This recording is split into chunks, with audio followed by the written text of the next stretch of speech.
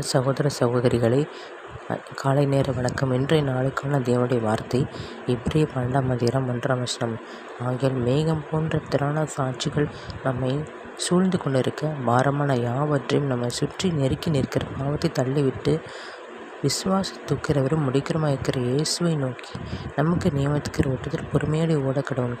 இந்த வசனத்தை கேட்டுக்கொண்டிருக்கிற தேவ ஜனங்களை, கர்த்தர் இந்த உலகத்தில் இருக்கும்போது அநேக அற்புதங்கள், ஆயிரக்கணக்கான அற்புதங்கள், பைபிளில் கூட சொல்லி இல்லாத அற்புதங்கள் நிறைய செஞ்சுருக்காரு. அந்த சாட்சியை நம்ம கண்முன் வைத்து கர்த்தர் நமக்கு அற்புதம் செய்வார் என்று விசுவாசத்தோடு நாம் ஜெபித்தோம்னால் கர்த்தர் நமக்கு நிச்சயமாகவே பதில் கொடுப்பார்.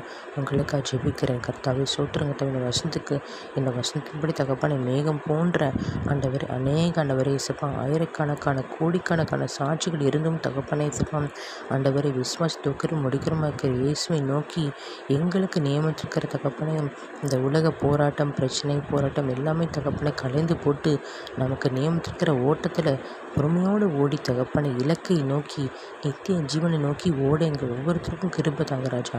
துதி கனம் மகிமை யாவையும் இயேசு கிறிஸ்துவுக்கே செலுத்துகிறேன்.